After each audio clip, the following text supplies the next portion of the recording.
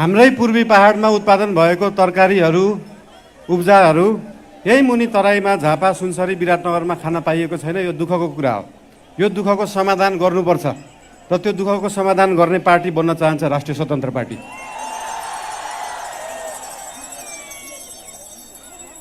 पूर्वी तराईका 3वटा 4वटा जिल्लाको फुल पोटेन्सियलमा धान उत्पादन गर्ने हो, चामल उत्पादन गर्ने हो भने देशभरिलाई खान पुग्छ। तर विडम्बना यही खान पुगेको छैन। यो दुःखलाई समाधान गर्नुपर्छ र त्यो समाधान गर्ने पार्टी बन्न चाहन्छ राष्ट्रिय स्वतन्त्र पार्टी। बर्खामा बाढी आउने, बाढीले खेती योग्य जग्गाहरू सबै बालुवाले पुरिदिने, सुक्खामा पानी नपाउने, सिँचाइ गर्न नसक्ने खेती योग्य जग्गाहरूलाई त्यत्तिकै राख्नु परेको हुन्छ। बेला बेलामा बाढी समाधान गर्न तटबन्ध बनाउने र सुक्खाको समयमा सिँचाइ दिने पार्टी बन्न चाहन्छ राष्ट्रिय स्वतन्त्र पार्टी। हाम्रो पूर्वलाई देखाएर पनि पैसा कमाउन सकिन्छ, यहाँ उब्जा गरेर पनि पैसा कमाउन सकिन्छ, यहाँ उत्पादन गरेर पनि पैसा कमाउन सकिन्छ। के गरेर पैसा कमाउने भन्नुहोस् तपाईँहरू? यो तीनटै काम गरेर देखाउन चाहन्छ राष्ट्रिय स्वतन्त्र पार्टीले।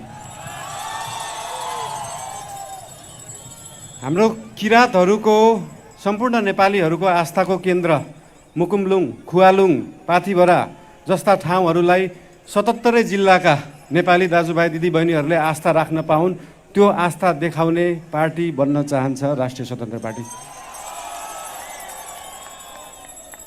समस्याहरू धेरै छन्, समाधान पनि यही छ। समस्या र समाधानलाई भेटाउने काम भएको छैन, त्यो भेटाउने काम गर्न चाहन्छ हाम्रो पार्टीले। देशकै पहिलो उद्योग कल कारखाना भएको यो ठाउँ हो, यो क्षेत्र हो। यहाँनिर खाने तेलदेखि मरमसलाका फ्याक्ट्रीहरू छन्, इन्डस्ट्रिजहरू छन्। तर जुन बेलामा त्यो फ्याक्ट्रीहरू खुले, त्यो इन्डस्ट्रीहरू खुले, त्यसपछि नयाँ खुलेका छैनन्। नयाँ फ्याक्ट्री खोल्नु पर्यो भने 10वटा नेतालाई ढोग्नुपर्छ, 10वटा कर्मचारीलाई फकाउनुपर्छ, अनि व्यवस्था बनाउन चाहन्छ राष्ट्रिय स्वतन्त्र पार्टीले।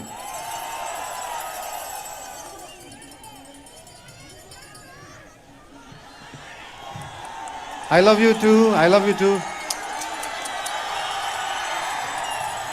I love you too. 3, 4. विश्वको पहिलो तीर्थस्थल कुन हो थाहा छ तपाईहरुलाई? हाम्रै बाराह क्षेत्र।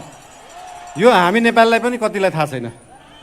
त्यो थाहा दिन चाहन्छौँ। त्यो थाहा दिने मान्छे बन्न सकौँ, त्यो थाहा दिने पार्टी बन्न सकौँ, त्यो थाहा दिने सिस्टम बन्न सकोस्। अस्ति हामी त्यो बाराह क्षेत्र घुम्दाखेरि उदयपुरका विभिन्न ठाउँहरूमा पनि पुगेका थियौँ।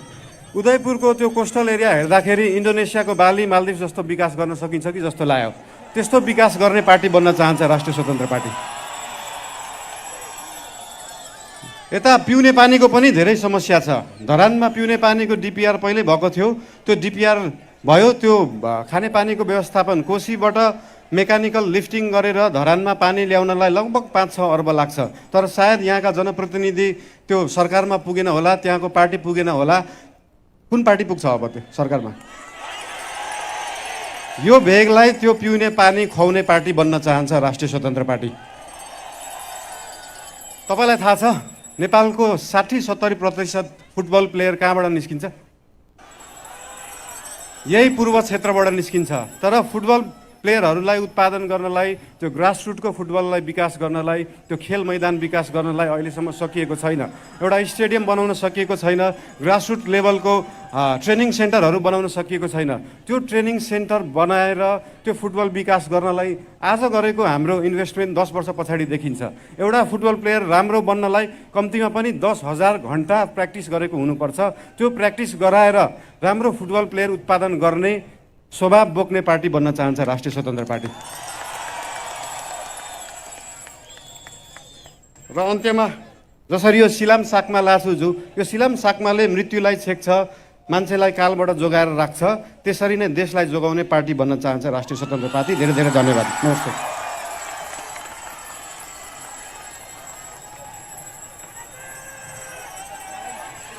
अब की बार धेरै धेरै धन्यवाद। अबको पालो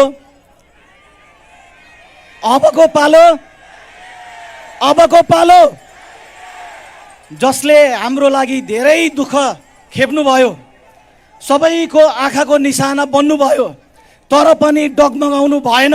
अहिले पनि अडिग भएर खडा हुनुहुन्छ। अब यस स्टेजमा राष्ट्रिय स्वतन्त्र पार्टीका सभापति र युग नायक रवि लामी छानेज्यूलाई यस स्टेजमा निम्त्याउन चाहन्छु। एक जोरदार तालीले उहाँलाई स्वागत गरौँ।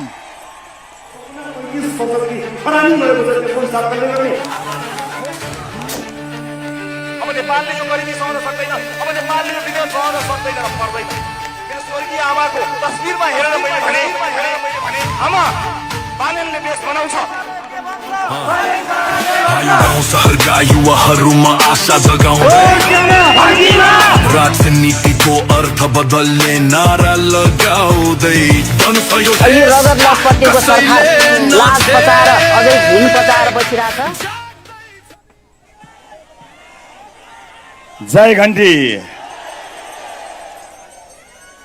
अब बोल्ने दिन भन्दा काम गर्ने दिन नजिक आउँदैछ, त्यस कारणले अब मैले पनि लामो लामो बोल्न छोडिदिइसकेँ। मलाई प्राय भन्छन् यो अलि चर्को बोल्छस्, अलि चर्को नबोल्न, अलि कम बोले पनि हुन्छ, चर्को नबोले पनि हुन्छ भनेर भन्छन्। मिठो बोल्न अरू नेताहरूले जस्तो अरू पार्टीका नेताहरू कस्तो मिठो मृदुभाषी, कस्तो नरम, कति राम्रो चिटिक्क मिलाएर बान्की परेको शब्द पनि केलाई छानेर बुने जस्तो बोल्छन्। त मात्र किन कराउँछस् भनेर भन्छन्। किनकि तिनलाई दुखेको छैन, हामीलाई दुखेको छ। दुखेको मान्छे कराउँछ नि, चिच्याउँछ, हामीलाई दुखेको छ। तिनको राजनीति अवैध क्रसर व्यवसायीको चन्दाबाट चल्छ। एउटा हामी त लक्ष्मी परियारलाई दिशा खुवाएको रिपोर्टिङ गर्दै त्यस्तोको विरोध गर्दै गर्दै स्टुडियो छिरेको मान्छे हाम्रो आवाज चर्को हुन्छ। तिनको राजनीति शिक्षालाई चरम राजनीतिकरण गर्दै विद्यार्थीहरूलाई यहाँ होइन विदेशमा पढ्नुपर्ने वातावरण बनाउनेमा बित्छ होला। हामी त विद्यार्थीहरूलाई कर्के नजर लगाउनेको सातो लिने गरी रिपोर्टिङ गर्दै राजनीतिमा आएको हुनाले हाम्रो आवाज अलिकति चर्को हुन्छ। हामीलाई दुखेको छ, हामीलाई दुखेको हुनाले हाम्रो आवाज चर्को हुन्छ। उपस्थित आमा बुवा दाजुभाइ दिदीबहिनीहरू, इतिहासको एउटा सङ्गीन इतिहासको एउटा महत्त्वपूर्ण पल अब धेरै टाढा छैन, हाम्रो नजिक छ। यतिखेर म केही कुरा मात्र यहाँ जोड्छु, धेरै कुरा मैले भन्नै पर्दैन। तपाईँको यो उपस्थिति, यो शानदार उपस्थिति र हरेक आँखामा भएको आशा र भरोसाले सबै बोलिसक्यो, मैले बोल्नु पर्दैन, सब बोलिसक्यो। म एउटा जानकारी गराउन चाहन्छु। रासोपाले आफ्ना कुराहरू राख्दै गर्दा कतिपय मानिसहरू आत्तिएको देखिएको छ। म निर्माण व्यवसायी साथीहरूलाई विज्ञप्ति निकाल्न पर्दैन, विज्ञप्ति होइन, अब ठुला यो इक्विपमेन्टहरू कसरी खरिद गर्ने हो, रातारात कसरी विकास निर्माण गर्ने हो, त्यतातिर लाग्नुहोस्, विज्ञप्ति निकाल्न पर्दैन। अब देश विकास निर्माणको बाटोमा अगाडि बढ्दैछ। अब हामी असुरक्षित हौँ कि भन्नु हो? बाँध्ने भनेको कानुनले बाँध्ने भने हो, मान्छेलाई डोरीले बाँध्ने भने होइन। कानुनले बाँधेर काम गराउने सुरक्षा रासोपाको नेताले गर्दैन, रासोपाको नीतिले गर्छ, देशको शिक्षा नीतिले गर्छ। विद्यार्थीको भविष्य तपाईँ बनाउनुहोस्। मजदुर हुनुहुन्छ, किसान हुनुहुन्छ, सङ्गठित हुनुहुन्छ होला, तर राजनीतिक दलका रूपमा हामीले भातृ सङ्गठन वर्जित गरेको तपाईँलाई अधिकारबाट वञ्चित गराउनको लागि होइन, मात्र तपाईँलाई भोट बैङ्क बनाएर 35 वर्ष भोट मात्र लुटेर गएकाहरूले तपाईँको हक हितको संरक्षण गरे कि गरेनन्, एकपल्ट घर गएर आफ्ना छोराछोरी र आमा बालाई अनुहार हेरेर आफैलाई जवाफ दिनुहोस्। हामी मात्र यदि चाहन्छौँ कि यो देशमा विधिको शासन बनोस्। राष्ट्रपाले आफ्नो अवधारणामा भनेको छ थिति बसाल्नका लागि हो, हामी थिति बसाल्ने काम गर्नका लागि आएका हौँ। त्यसैले मजदुर, विद्यार्थी, शिक्षक कसैले पनि चिन्ता गर्न पर्दैन। कर्मचारी साथीहरूमा पनि कता कता यो के गर्ने हो, सङ्गठन ट्रेड युनियन खारेज हुने भयो होला भनेर, यो हुँदैन भनेर विरोध गर्ने कुराहरू हामीले सुनेका छौँ। कसैले विरोध गर्नै पर्दैन। तपाईँहरूको रक्षा हिजोसम्म कुनै पार्टी या नेताले गरेको थियो होला। म फेरि पनि दोहोऱ्याएर भन्छु, कुनै नेता र पार्टीले कुनै पेसाकर्मीलाई रक्षा गर्न पर्दैन, देशको नीतिले रक्षा गर्छ, नेताले होइन। विधिको शासन स्थापित हुन्छ, हामी त्यही गर्न चाहन्छौँ।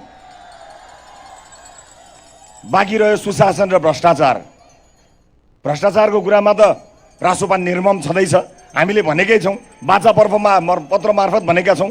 आजको यो भव्य सभामा म स्पष्ट पार्न चाहन्छु, 46 साल पछिका सबै काण्डको छानबिन हुन्छ।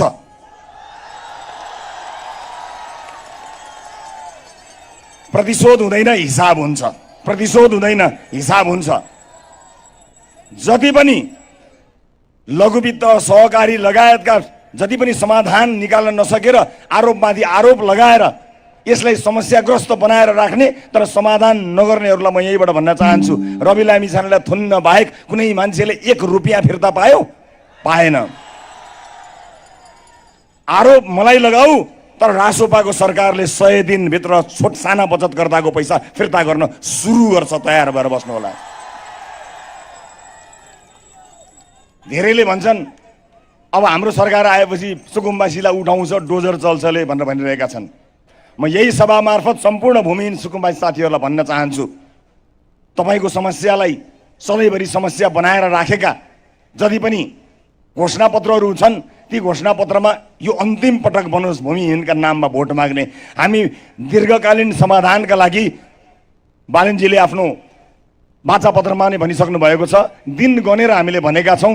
तपाईँहरू स्पष्ट हुनुहोला। फेरि पनि मैले रिपिट गरेर भन्नै पर्छ, यहाँ पनि मैले भन्नै पर्छ, शक्तिशाली आयोग बन्छ। त्यो आयोगमा रासोपाका मान्छे होइन, एमालेका, माओवादीका, काङ्ग्रेसका मान्छे होइनन्, देशका मान्छे, विज्ञ मान्छे र भूमिहीनको प्रतिनिधित्व हुने मान्छेहरू रहन्छन्। तिनको विज्ञताले बनाएको रिपोर्ट रासोपाले कार्यान्वयन गर्छ। जहाँसम्म डोजरको कुरा छ, डोजर त सबभन्दा पहिला भ्रष्टाचारीको महलमा चल्छ, गरिबको झोपडीमा होइन, गरिबको झोपडीमा होइन। त्यसैले सबैजनालाई म एकदमै स्पष्टसँग तयार हुन लागि अनुरोध गर्न चाहन्छु। यसपटक देशले अत्यन्तै आँट गरेर, साहस गरेर, हिम्मत गरेर एउटा इतिहास लेख्न लागेको छ। यो इतिहास लेख्ने बेलामा म सबैलाई के भन्न चाहन्छु भने निर्वाचनमा सहभागी बनाऊ। सानातिना झैँ झगडा, सानातिना वाद विवादहरू आइरहन्छन्। यसपटक जनता जागेको बखत हो। धेरै अगाडि युवाहरूले राजनीतिमा हस्तक्षेप गरेका थिए, तर एक युग पर्खेर हामीले यो वातावरण सिर्जना गरेका छौँ। त्यसैले जुनसुकै दलमा भएका तपाईँहरू हुनुहुन्छ, म अघिल्लो मञ्चमा भनेको कुरा भनेर बिदा हुन्छु। हुनसक्ला तपाईँको घरमा वर्षौँदेखि एउटा पार्टीको झन्डा थियो, मनमै त्यो पार्टी थियो, सदस्यता पनि थियो होला। म यति चाहिँ ग्यारेन्टी गर्छु यो मञ्चमा उभिएर तपाईँलाई कि यो 21 गते इतिहासको पन्नामा सुनौलो अक्षरमा लेखिनेछ। इतिहासको यो पाना पल्टिँदाखेरि तपाईँले गर्वका साथ भन्न सक्नुहुनेछ, मान्छे त म काङ्ग्रेस या एमालेको थिएँ, मेरो पार्टी अर्कै थियो, मेरो झन्डा अर्कै थियो, मेरो नेता अर्कै थियो, मेरो नारा अर्कै थियो, तर मैले घन्टीमा छोट हालेर यो देशमा परिवर्तन ल्याएको हुँ। मेरो योगदान छ, यो देशको परिवर्तनमा मेरो योगदान छ, मेरो लगानी छ भनेर तपाईँले वर्षौँपछि इतिहासको सुनौलो पन्ना पल्टाएर भन्न सक्ने गरी इमान्दारीपूर्वक काम गर्नेछौँ। म यति भन्न चाहन्छु यहाँहरूलाई। योभन्दा धेरै मैले भन्नुपर्ने केही छैन। गर्नुपर्ने दिनहरू आउँदैछन्, ती दिनहरूमा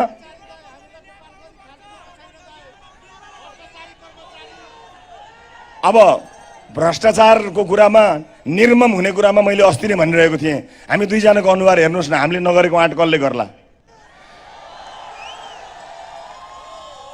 हामीले नगरेको आँट कसले गर्ला भ्रष्टाचार नियन्त्रणमा? त्यसैले धेरै बोल्नु पनि हुँदो रहेछ। यहाँ नबोलिकन गर्नुपर्ने कामहरू कति रहेछ, अलिअलि बोलेर पनि बिग्रेको छ। त्यस कारणले नबोलिकन गर्ने काम धेरै छन्। म यो भव्य उपस्थितिका लागि तपाईँलाई धेरै धेरै धन्यवाद दिन चाहन्छु। यहाँ कसैले तपाईँलाई झुक्याउलान् समानुपातिकमा चाहिँ एउटा भोट, प्रत्यक्षमा अर्को भोट भनेर। बहुमतको सरकार प्राप्त गर्नका लागि प्रत्यक्षमा पनि घन्टी, समानुपातिकमा घन्टी, सबैतिर घन्टी।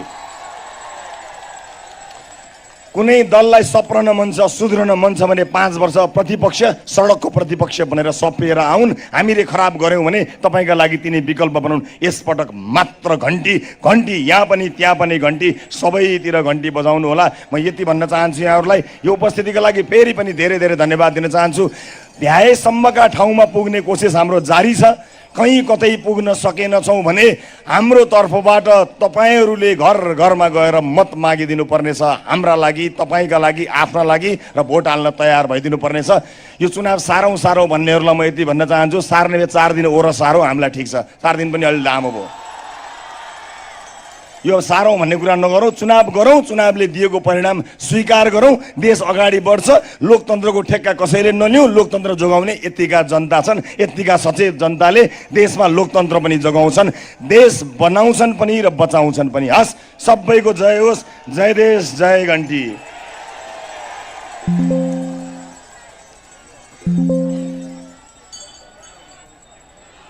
धन्यवाद दाई। अब ग्रुप फोटो सेसनको कार्यक्रम रहेको छ। प्रत्यक्षतर्फका उम्मेदवार पार्टीका वरिष्ठ नेता बालेन शाहज्यू साथै पार्टीका सभापति रवि लामिछानेज्यूसँग फोटो सेसनको कार्यक्रम रहेको छ।